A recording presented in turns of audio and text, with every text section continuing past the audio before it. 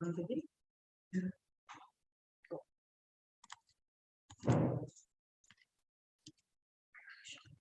evening, everyone, and welcome to yet another DNI Pay Charcha presented by Novartis, an initiative by India Diversity Forum. I, Melita, welcome you to this DNI Pay Charcha February edition. It is that time of the year, again, when corporate companies realign their DNI approach and set out new targets for the coming year. We are excited to partner with 250 plus companies on their journey and look forward to associate with more companies. As companies embark on their DNI journey, one of the most common area of concern is having more women in leadership roles. While women leaders bring a different perspective to companies, the opportunities for women into leadership roles come with a host of challenges. It is equally challenging to create an inclusive environment for them. Often, they are met with structural and cultural differences. The initiatives are met with resistance. Women leaders face a plethora of unconscious biases. Studies also show that employers still do not trust women in leadership roles. How is this happening even today's day and age? Companies need to deal with these unconscious biases. They need to sensitize their workforce to be acceptable of all genders across all levels of management. It is a proven fact companies with women in key roles are empowered to propel towards a path of greater success. As we look forward to more women in executive leadership, let's begin this month's DNI Pay Charcha presented by Novartis.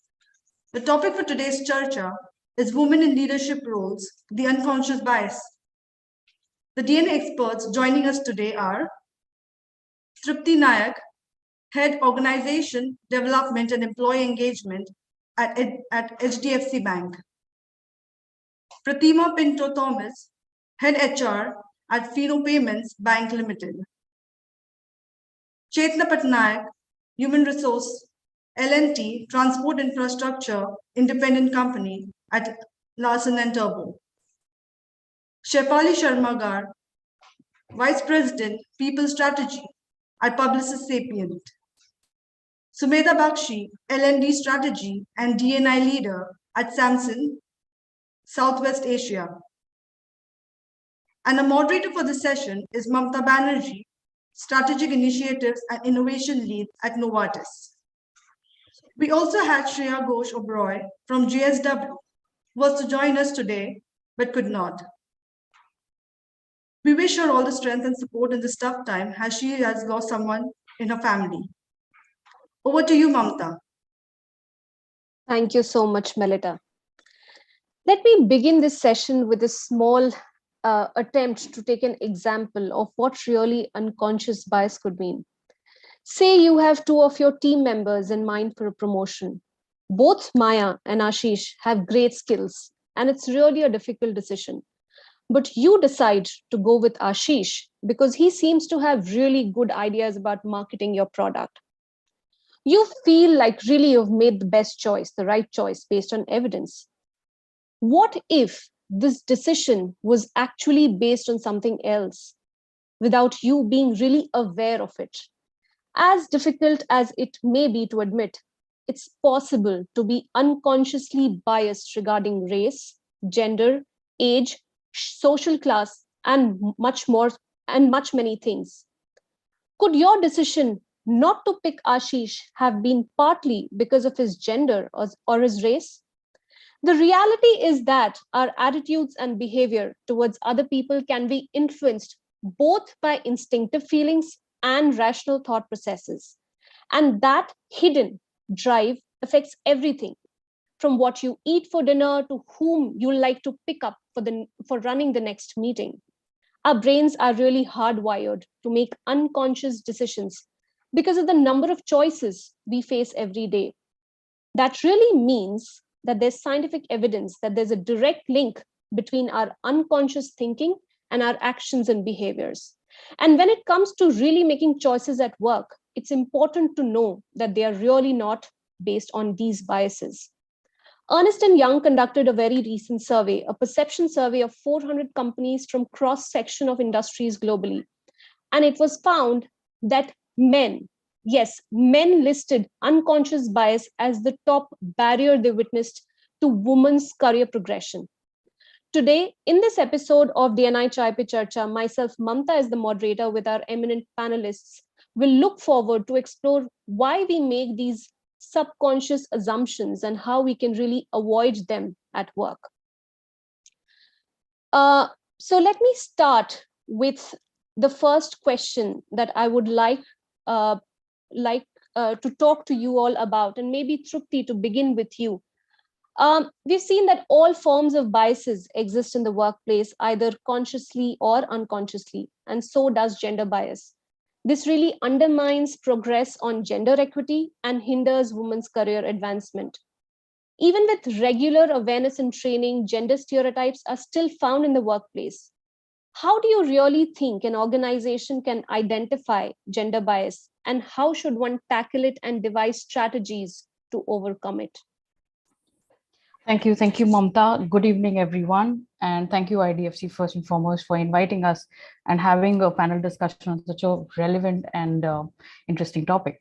So in fact, Mamta, to respond to your question, I actually have a question in my own mind, right? And that's a question I would like to ask the viewers.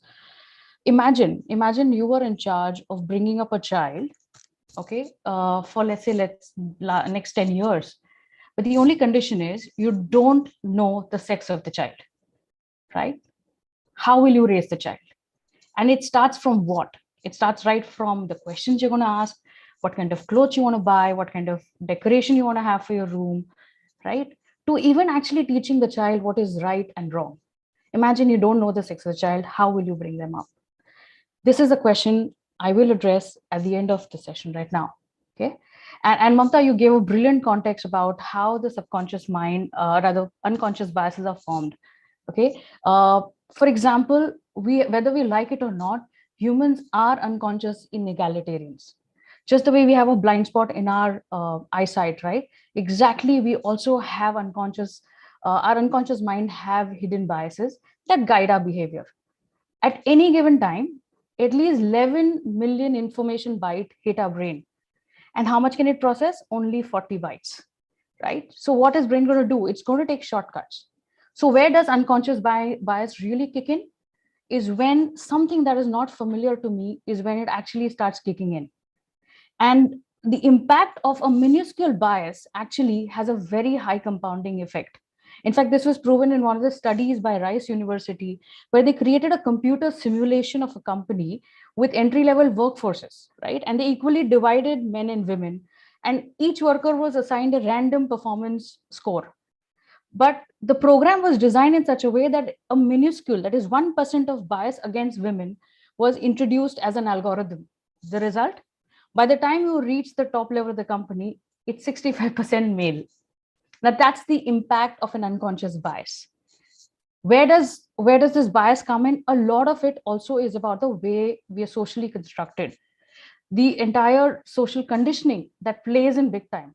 Let's look at it even, I was reading a book and I really like this term and I'm going to borrow that, the default male mode, right? The entire construct is defined and designed as per, thinking of how male thinks.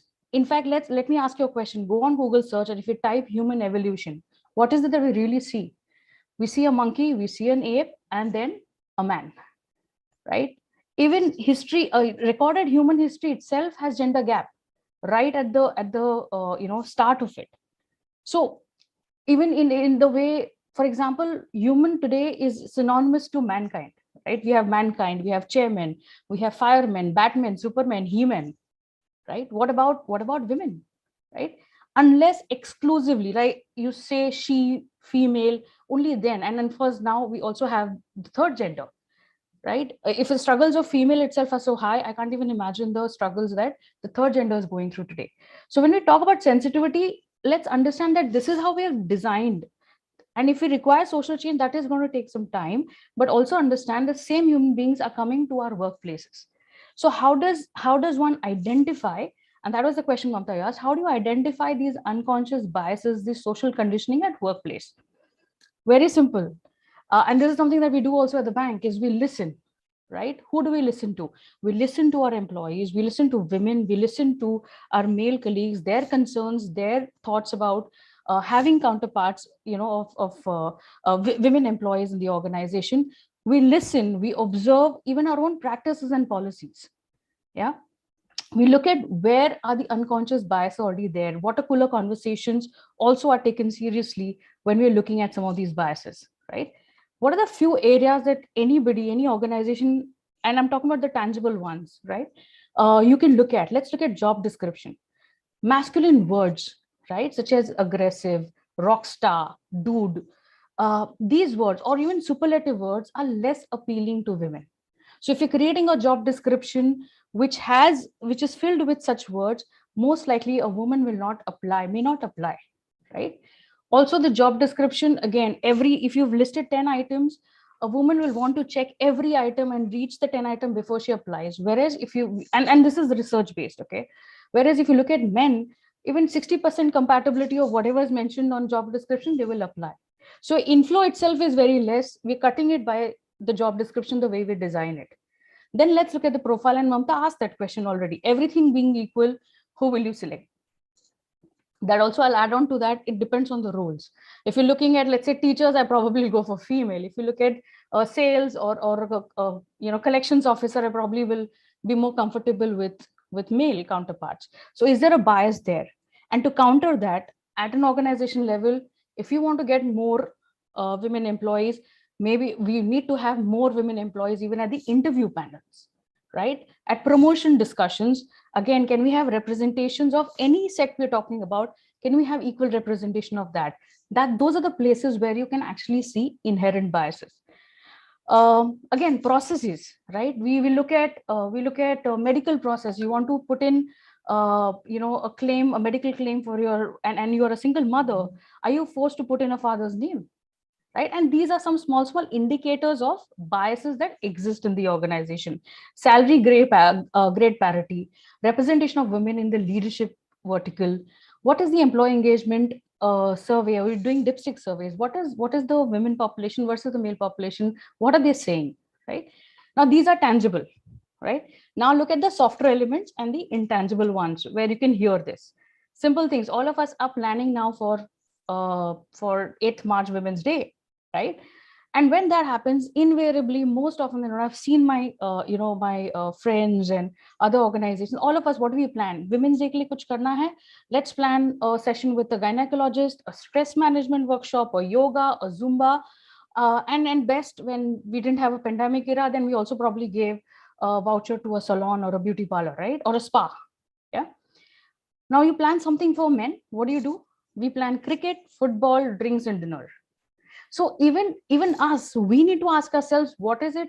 Is there something beyond these sessions? Human beings, right? We also have interests. Women also want to have fun. Men also want to have fun, right? So can we look at what are our biases that we also operate out of? Yeah, the informal setup, and again, something very nimble, right? You look at let's say you're attending a meeting in a boardroom, right? And there's a speaker who's presenting, and we all are sitting, and suddenly a latecomer walks in. And observe this I have observed so many times. You'll notice it's the woman who will first look around for a seat for a male, right? And will point also saying that, hey, you can come and sit here. In the event there is no space, she will also ask her colleagues, saying, move around and make space for this person. Now, what am I trying to get here is that one is, of course, we are hardwired to think like that, right? But also at the same time, these are the biases that we can carry with us. For example, you have a party, and there's a birthday party that happens, and there's a cake cutting session happens. What happens after the birthday person cuts the cake? Invariably, eyes go to some woman over here who will come and cut the cake in different pieces and distribute it to the whole party. Invariably, you will notice that the woman will get the housekeeping person to clean up the space, right? We've assumed some roles. Some roles are expected that others have assumed, and we are okay with it. But these are, again, small nuances where your unconscious bias and the behavior by that actually gets surfaced, right? Now, if that is what we're looking at, how do we overcome some of these unconscious biases, So first, like I said, it's a social conditioning that's there for a long time. And if you take that approach only, then it's going to take much longer than we are today, right? It's not either or, it's an and situation, right? And in psychology, we have this we have this school of thought called, cognitive behavior therapy, which essentially focus on, if you want to address a problem, you look at a thought, you look at a behavior, look at feelings, and look at action. Yeah, if that is the case, even at organization level, we need to do something similar. Now, what do we do at cognitive level? Ariel had this beautiful campaign called Share the Load. Yeah, lot of work that a woman does today, and there was a research that was done in terms of, we have this term called working women, right? Now, women are always working. What is different is she gets paid for it or she doesn't get paid for it. So when they did a study on the unpaid work that a woman does, she at least spends 3 to 6 hours every day, versus a similar male counterpart spends 30 minutes to 2 hours. Now, can we look at sharing that load, the unpaid part of it? Yeah. At an organization level, what is the communication that we are going all out with? What is, and communication form a part of the symbol, the stories that we are going to talk about. One is, of course, we talk about successful women employees who've been through that entire life journey. What has she done? We're celebrating those women. At the same time, can we look at male counterparts who've supported and shared the load with their spouse, even if the spouse is working in another company? Can we celebrate and showcase stories like them in the organization, where what you're getting at ultimately is being gender neutral?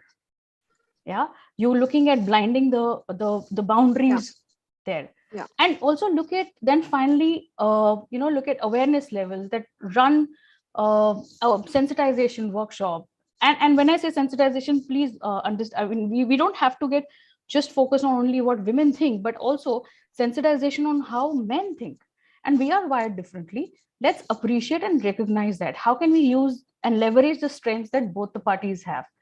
I think very fair points, Sure. Trupti. Let's move to somebody else and take the inputs from them as well. So maybe Sure. I'll quickly, and those are great points, Trupti, and those are very, very important points to look at, the way you've brought up, examples from our real life on what and how, we are really practicing already these unconscious biases.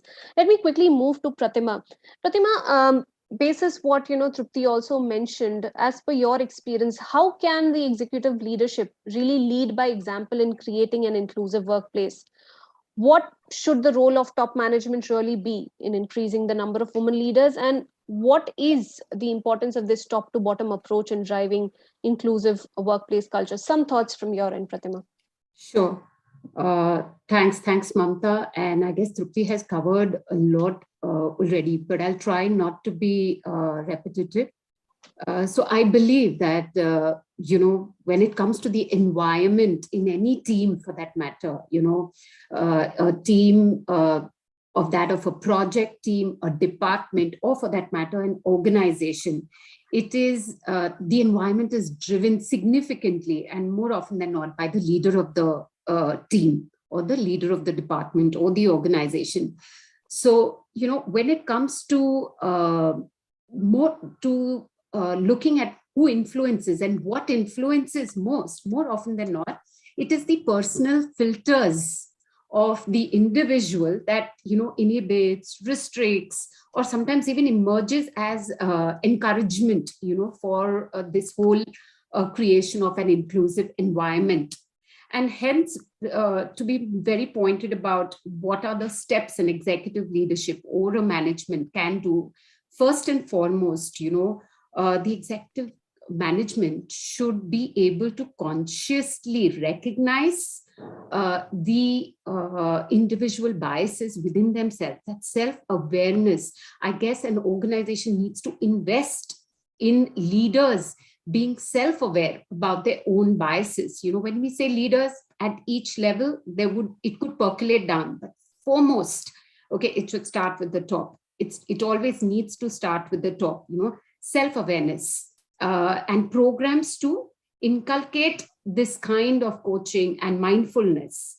Secondly, this same executive thereafter then creates or contributes towards creation of these policies. Now, when I say policies, okay, there is no point doing benchmarking. Okay, this is the percentage that needs to be brought in terms of gender diversity or X diversity, etc. I feel it is not fair in today's day and age. It is not fair to ask an executive leadership or a management to look beyond business. We are in tight times. Organizations are surviving. Some organizations are thriving. Some organizations doing very well. However, expecting a business to look beyond business sometimes is not fair. It's not fair all the time. So try and create platforms, or try and create situations, or search for situations where it means business, where it makes sense to business to bring in this kind of diversity. So let's call it, create policies within the realms of the business requirements. Secondly, create and recognize champions in your own team. Call out and recognize successes of such kind of activities, policies, or such kind of data. Use a lot of data, use a lot of research within the organization, external data, bring in best practices. I guess at leadership levels, we all are equipped with that kind of, I don't want to use the word power, but we have opportunities to influence the organizational culture, the organizational policies. So try and bring in data, research, and showcase what works for us, and probably do not, be shy of failing. Probably a certain way of doing something or trying out piloting, because I hear, so many organizations trying out pilots, women only, or, bringing in the same. Do not discourage, as leadership or as management, try not to discourage small first-time failures or small, mishaps when it comes to these initiatives. I guess one needs to encourage, and because it's only with a period of time that such changes do happen and do come into an organization. So I believe Tripti also covered quite a lot when it comes to policies and practices, bringing them all on. She put in a lot of data also. So yes, just a 4-point approach probably. Firstly, self-awareness. Second, create policies not beyond business, but within business. I guess we are equipped to do that at the leadership levels. Create champions, celebrate small successes, and that's how we will be able to create acceptance within our projects, within our departments, within our teams, to bring in more diversity. Thank you, Pratima. Thanks for that wonderful 4-point agenda. I have another question in my mind, which I would like to ask you, Chetna. How can companies empower growth for women employees across levels? We've spoken about a top leadership trying to bring in the top to bottom approach, but we are talking about women across levels. We've seen that research also says it's between the age of 30 to 38, 39, where most of the dropouts happen. What kind of allyship or buddy programs can work at each level of management? And how do you think that this can help in growth on a personal level and translate to overall growth for a business? Yeah, thank you. Thank you, Mamta, for a wonderful question. And first of all, good afternoon to everybody, and in a wonderful discussion what we are having and rekindling a lot of thoughts in our mind. So your question, I will break it up in 3 parts. It's a long question. So first, that how companies can empower growth for women employees across levels, right? So I believe that there is no single approach, rather a multi-dimensional approach any organization need to follow, and on long-term as well as short-term basis, to ensure and provide an equal environment for the women at workforce and to empower them for further growth. Let me talk about L&T, as I represent L&T today. And L&T as an organization, we are committed to create a gender equal workplace, and this flows, as Pratima said, that it has to flow from the top, and it flows from right from the top level in L&T. Our CEO and MD is quite committed, and we have Poonam Chandok, who's driving this initiative at group level called Winspire. Wonderful initiative, and lot of pull for this initiative across organizations. So corporate does it, and each business does it at their own levels. We do it in 4 areas. The entire diversity and inclusion initiative is driven in 4 areas: induct, engage, develop, and enable. Let me quickly take you through what it is about. So induct is definitely improving the input, and which is a focused approach to induct diverse workforce across levels, and which is at a fresher level from the campus direct hiring as well as the lateral routes also. And engage is the one which focuses on fostering an inclusive culture and broadening our perspective. We have a lot of initiatives around it called Developing Manager for a Culture of Inclusion, D&I Champions, what Pratima spoke about and Tripti also mentioned. A lot of D&I dialogue through interviews and panel discussion, and something called, you would agree that there is an approach called gender intelligence, which actually, encourages the men and women at the workplace to have constructive conversation to understand each other's perspectives. The third area is called develop, which L&T is very strong at, to build leadership pipeline, and especially we are talking about women today, to create a strong women talent pipeline for the future leadership roles in the organization. So as I mentioned to you that through the induct area, we do bring in a lot of campus hire women employees, and they go through a structured programs, and that is how we kind of develop them for future roles in the organization.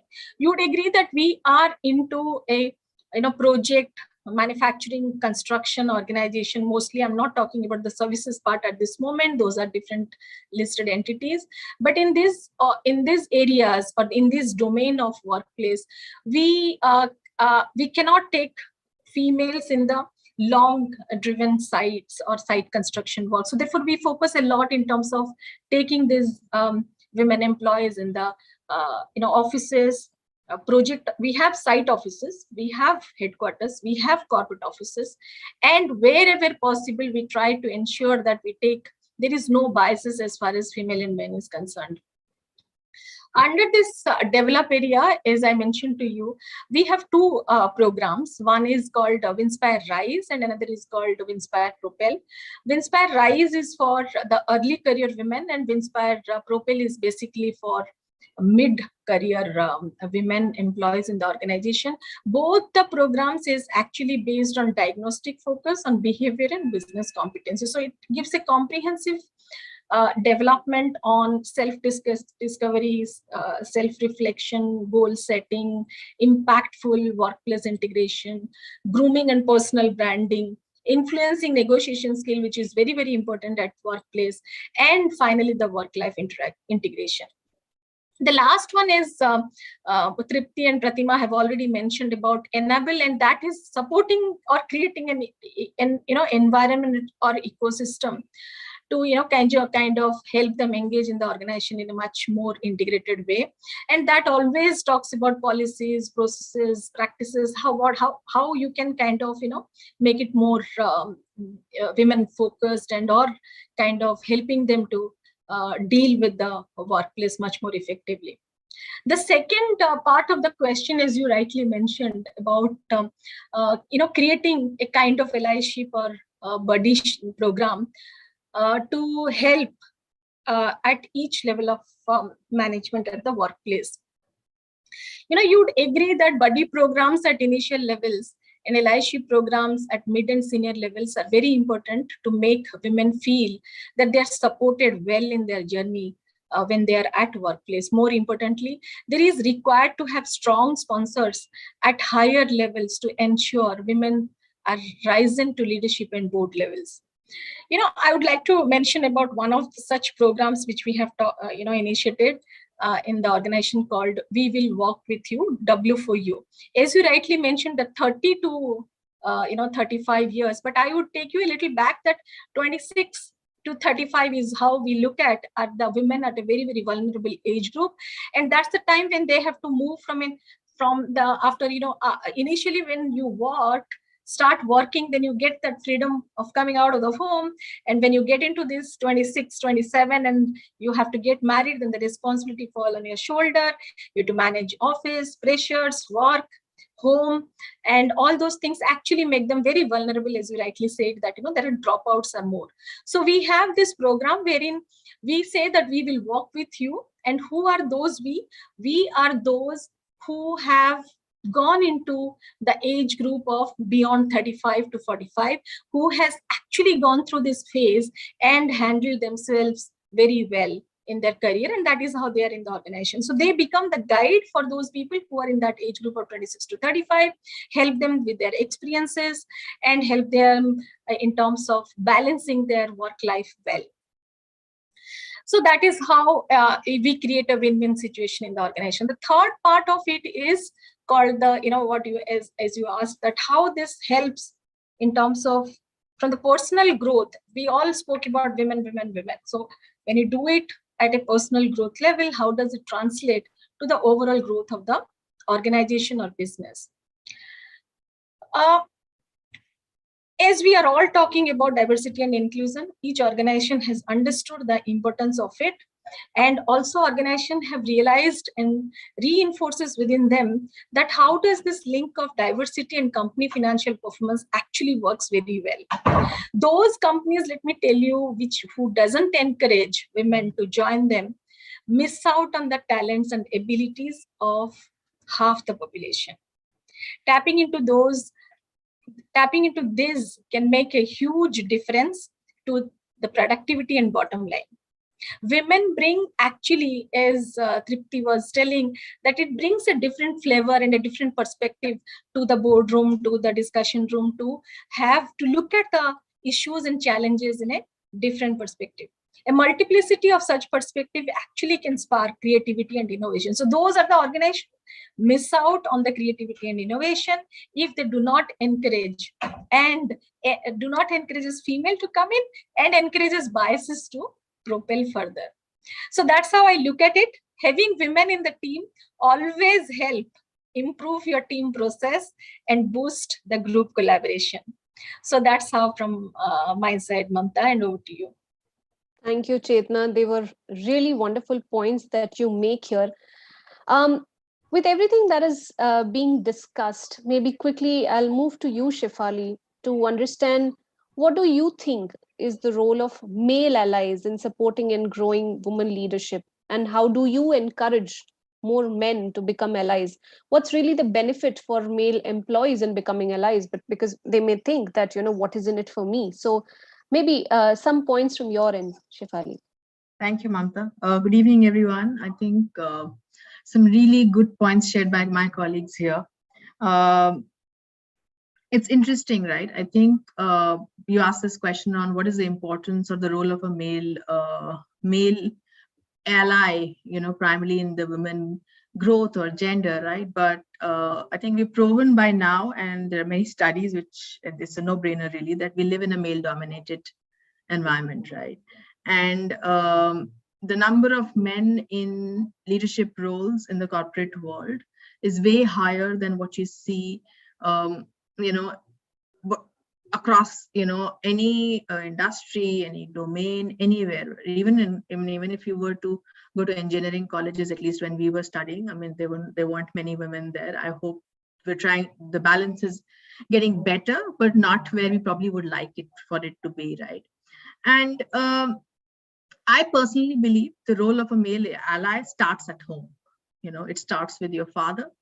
Once you get married, it starts with your husband, your son, and pretty much at home, right? And I think Tripti brought in a very good point, and I was listening to her when she said, share the load, right? For women to be successful in whatever they're doing, it's very important that you have a male ally or allies starting from home, right? Which is an environment that we probably have a little bit of a control or not so much on control on. But when you walk into a corporate world, a male ally actually helps in giving a sense of belonging to the woman. So men who support women in the organization actually, make them feel welcome. They also let them be who they are in the environment. So imagine a world where, you have a team of about 80% men and 20% women. If all of them were to support the women or just treat them as who they are, the barriers that probably Chetna talked about or Pratima talked about, they will go away completely, because then they'll be given that environment for them to grow in that, where they don't feel that they're being bound by things, right? Also, the fact that they will learn from each other, right? So when you're treating each other as equals, then you learn, right? I have a particular strength, and it could be it could be one extreme that women are associated with, but men have strengths which they're being associated with. And when you're treating each other as equals, then you're learning from each other, right? And that's where the role of a male ally becomes extremely important. How are we encouraging them?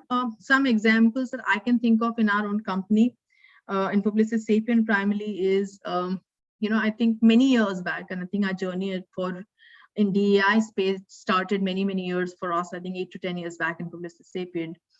We made the mistake of making a woman the leader of Women's Leadership Network. And we realized that it felt like, we were doing some kitty party in the corner. And there were murmurs and rumors and like, what is happening here, right? And then of course we changed that after a year, but we realized that, okay, that if you need the whole organization to rally this, and I think Pratima called about the leadership environment is built by the leadership, right? So if you have a male leader there, that helps, right? So encouraging them, only one way to do that is awareness. The more you make them aware of the subconscious bias that they may have, and it may not be coming consciously, just the aspect of the 3-4 of us are going to the smoking zone, discussing an idea, and then coming back and saying, oh, we have this brilliant idea and we roll it out, versus a woman team member who wasn't in the smoking zone, didn't feel inclusive enough, right? Just be conscious of that, just making people aware of little things that they do at work, helps bind things together. And that's also that is one of the things that has helped us bring a lot more male employees come to the forefront and say, this is what I'm passionate about. This is what I want to do in my teams, right? I think a little bit of a governance, which also means that as an organization, if your exec level feels that this is what our importance is, then also giving KRAs to the male dominated leadership teams that you have, saying, okay, this is the number of women probably you need to have in the organization, also helps in the male allyship, if not, a little bit of a force or governance is what I would call, but eventually I think they learn that the aspect and the importance of, the diversity in the team, the aspect of that each person who is diverse, and I would also not just talk about gender here, pretty much everyone who's diverse in that team brings a different perspective, because the experience that individual has gone through is very different, and therefore the perspective is different, which could lead to successful teams. So I personally feel that we cannot achieve whatever we're trying to achieve here without our male counterparts or colleagues, because I think we're all in this together, and we're just trying to ensure that everyone at the cerebral level is equal.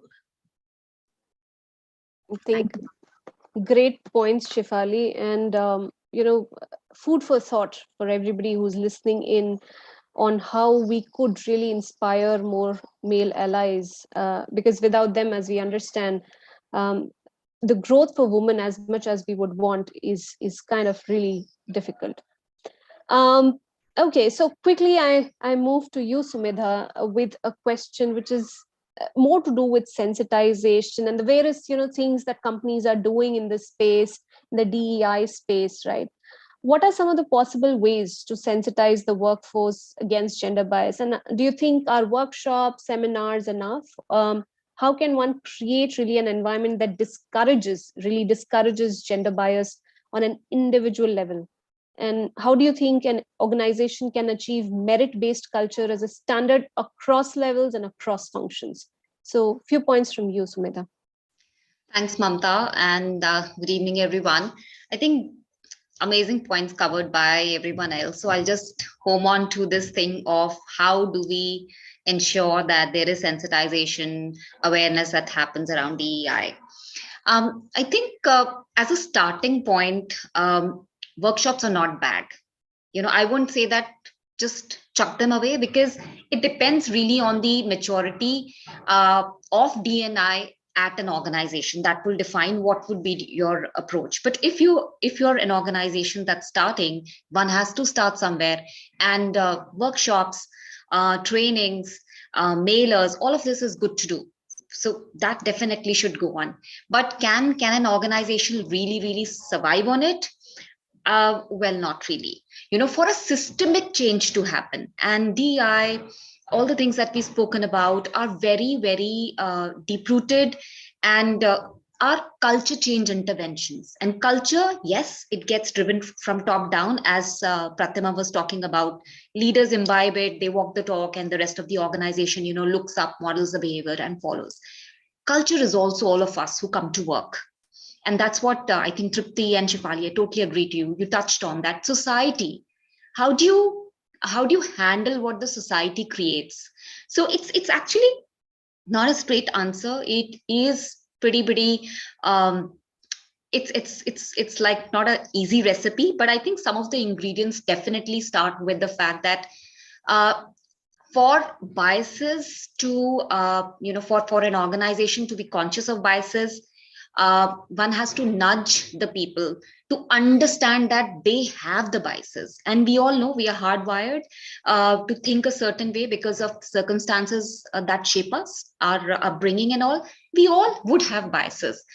And not saying that, it's bad to have biases, but telling people, hey, you know what? I have biases. Let's break the biases, the theme that we have this year. I love the theme because it is all about being self-aware. So it starts from us. And I totally believe in this, and in fact, this is all research. It's not my own phenomena. The research says for a systemic change to happen at an institutional level, it has to first start with the internal level. So it talks about the 3 I's, okay? It says that the first change has to be internal because we're talking about a mindset change, right? So if I question if I'm self-aware, and question my biases, I will change my thought process. What that does is impacts the second I, which is interpersonal. This is how I interact with others, right? And once that changes, my interactions with people will change. And whether it is at the organization or society, that is what would actually change. That would lead to the institutional change. Because I'm sure you would agree with me, and I'm sure the audience also agrees, that any institutional change, a policy change, a process change, a program would not succeed if the mindsets are not there. That's how these culture building interventions fail, because it all becomes like a number game. And diversity is the easy piece. I always believe in it. It's a number game. At the end of the day, you can get X number of whatever is your KPI, you can get that. What about inclusion? It's non-tangible. And if inclusion is not there, then the diversity is not going to last for a very long time. And inclusion, the last question that you brought in, how do organizations ensure that meritocracy happens and nothing is taken as a quota? I think if you have these 3 I's in place, and you really go down to the root cause, which is an individual and the individual's thought process, something is going to change. But I think it's also not fair to blame it all on the organizations, because all of us, it's the society that one has to go back to. So I firmly believe it starts at home. Totally with what Shefali and Tripti said. We hear it all the while when they say that empower women. And my question is, hey, you know what? We've empowered women enough. Have we enabled men to handle these empowered women? And so I totally agree. What do you see at your home? How are you bringing your girl child and the boy child? And I love that question that you threw, Tripti. If I did not know the gender, what would the upbringing be? So it starts there, the risk-taking appetite, because these are the people who then become your partners as you grow, who become your allies and co-workers at workplace, your bosses, so on and so forth. So it starts pretty much at the society. How do we change the society? I think it's important to ask the tough questions. As women, it is also important to talk about what you believe in, be assertive, and question whoever's there, around you, forever, for whatever you want to do. I think the third question was, how do we, sorry, I'm forgetting the third question. What was the third question? You're on mute. Yeah, the third question that I asked was, what are, how can really an organization achieve merit-based culture as a standard Sure. across all levels and functions? Right. I think this is when, again, this is culture. So it flows top down. So if the leadership advocates the right behaviors, like initially, yes, as organizations, you might want to start, like Shefali was saying, with some governance, some accountability, and say that you need to have certain number of women, but then get in policies. But as the organization adopts to the new, the new structure, talk about how these people are there also because of the merit that they bring in. There are small things that organizations, I mean, as we bring in programs, some of the things that one can do is look at, right at the sourcing level, are we getting equal number of CVs of the diverse groups? So, we're talking women here, but like we said, there's also a third gender, and there are also other diverse groups like people with disabilities or veterans, so on and so forth. So my thing is, the actual dilemma lies there, because the profiles that get sourced in, like Shefali said, it's a male dominated world, and mostly that's, you would get 8 CVs of guys versus maybe 2 of women, and hence the shortlisting and the career progression, all of it becomes difficult. Sourcing equal number of candidates, maybe doing something like blind CVs, so that you don't really get to see the gender of the person who is applied for the job. Getting such practices and then talking about it. I also feel that DE&I, inclusion, is all about talking, small wins. I think Pratima spoke about it. So do something, show and tell. Do something, show and tell. And talk about, break the stereotypes, So for example, I hear this a lot of times that women are not open to travel at remote areas, or maybe they don't clock more hours. Get data to talk about it. Also talk about the outcome. So if an organization focuses on the outcome, if the organization focuses on the quality of work and doesn't get down to the smaller aspects of what defines excellence, then you would have a culture of meritocracy. Every promotion, hiring, all of this, if you have transparency around these, the employee life cycle, all our processes, right from hiring to hire, promotion, IGPs, if there is transparency, I think that's what creates the culture of meritocracy. Because many a times when we talk about biases, the question in a person's head is, I got a bad deal because XYZ was favored because of whatever reason. The minute you give, if you're transparent about what really happened, it just makes life simpler for everyone over there. And that would be the key. Transparency builds trust. Trust builds, better relationships, higher productivity. And I think that's the way to go. Over to you, Mamta. Thank you so much, Sumedha, for those wonderful points.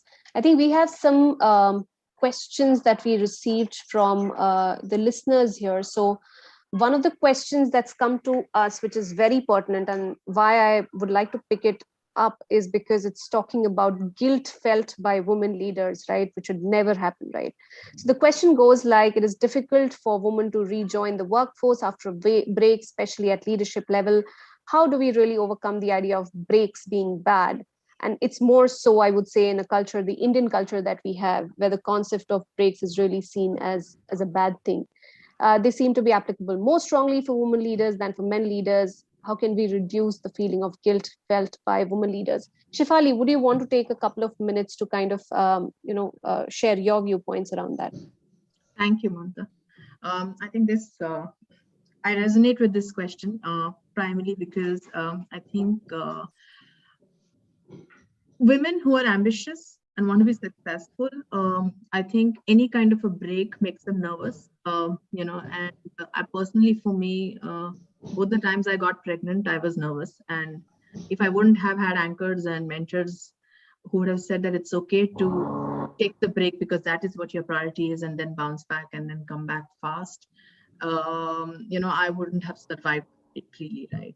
And I personally believe that, the importance of, and that, of course, at that time, my focus was very different, right? And then the focus of focusing at home and then moving back to work, I have realized that you can always catch up if you do not shift from your goal. And a lot of us make the mistake of shifting from a goal, and also some of it is mother's guilt and many other kinds of guilt. It could be caregiving guilt and some others, right? But I guess you need to garner the support at home to ensure that you survive the break and also try and come back. I think the aspect of, whoever's written that question, you're right. Organizations, even in India, actually more for women than men, having a break is not welcomed and people don't come. But there are now a lot of organizations, including my organization, where we're running a program called Spring Program, where we've actually hired women who've had breaks. We actually have about now between 50 to 60 women who've had breaks. We've taken ownership of training them and then having them come back to work after many years of a break, right? And I know a lot of organizations out there who are doing that. So please go ahead and try your best, because I think, like this conversation, a lot of these things are opening up in the industry primarily. How do we reduce the feeling of guilt? To be honest, and I'll be very authentic, it doesn't go away so easily. The best is to have anchors. The best is to pause. The best is to speak to someone at home, your husband, even your children sometimes, on why working is so important for you, and why you could become a better mother, a better child, a better, daughter-in-law by working, right? Having those conversations help because people understand your perspective. Last thing that my mother says, and I'm going to say it every time she's my anchor. So every time I get the guilt, I call her, and she was a working woman. She says, "You turned out fine, so don't worry about your children." So. Fantastic points there. Quickly, one more question before we close today. There's a question here. I personally believe a lot of women do not trust their voice as a part of the societal and cultural conditioning. How can one work on their self-trust and be confident with their opinions? Anyone open to all, if just in case you want to take 2 minutes before we wrap up? I think all I want to say over there that this is all about, again, it goes back to the fact that the risk-taking appetite probably is a little lesser. And I go back to this beautiful book that I read, Sheryl Sandberg, I think all of you would have read that, Lean In. And she says that, if you're offered a seat at the table, take it. And I think that's what we need to do. It is all about just being yourself. And once you do that, it is also about, doing things that scare you, because that's how you're going to grow.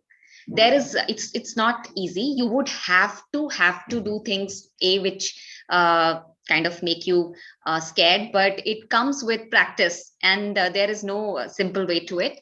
Yes, I think as women, again, two very beautiful things that stay with me from that book is that if you're offered a seat on a rocket, you don't ask where is it going, just go sit on it and buzz off. And also your career is it's not a straight ladder. It's like a gym. So you go up, you go down and all. And I think my most favorite, which I definitely want to say, is that as women, we owe it to pay it forward, So if we don't do it, I think it says that women who don't support other women have a special place in hell. I totally believe in that. Little out of context, what you can do to be more confident about yourself, just say, don't think people will laugh. Even if they laugh, it is good that they laughed, because you might have brought something more better to the table. So believing in yourself shamelessly is the solution. Thanks, Sumedha. Thanks a lot for this wonderful panel discussion. I would like to kind of bring in an interesting statistic that I read somewhere last month, and I thought it's really apt to talk about it. The World Economic Forum, in its Global Gender Gap Report 2014, so I'm talking of something which is already 8 years old, estimates that it'll take until 2095 to achieve global gender parity in the workplace. 80 more years, yes, that's almost 4 generations before women achieve gender parity in the workforce, closing the 60% gender gap that exists globally today for economic participation and opportunity worldwide. It's already been too long. Why must we wait so much longer? I think these are discussions, but these are also really food for thought for implementation. I think gender equality, equity doesn't really require trade-offs. It only has benefits, as we saw today, and the benefits accrue to everyone, not just to women and girls. Societies benefit, companies benefit, and even men are beginning to understand that economies benefit too.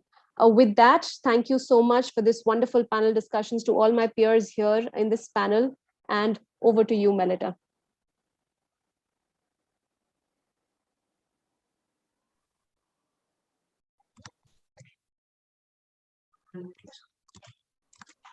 Yeah, thank you. And that was an absolutely insightful session. I'm sure our IDF members, as well as our other DNI leaders who joined us today, will have multiple takeaways from this Charcha. I'm confident we are heading in the right direction and creating a truly inclusive environment for women in leadership roles. I would like to thank our speakers for their great insights and thought-provoking discussion. I would also like to thank our audience for keeping this session interactive and spending time out of their busy schedules to be here with us. I would like to take this opportunity on behalf of Team IDF to applaud all the DNI leaders working diligently towards transforming India Inc. to be more diverse and inclusive. We will connect back with the IDF members on next Friday, 25th February 2022, for an exclusive diversity discuss session with Sunita Cherian, Chief Culture Officer at Wipro. With more than 2 decades of experience, she has been a leading voice for diversity and inclusion, working specially for creating an inclusive environment for the women workforce. Her session, Gender Inclusion Done Right, What Works and What Should Be Avoided, will throw a light on some of the leaping initiatives taken up by Wipro under her guidance and their success story. And for the rest of the audience, we will be back with you next month with more DNA experts challenging the status quo of the various aspects of diversity, equity, and inclusion. Until then, thank you and keep safe. Thank you, everyone.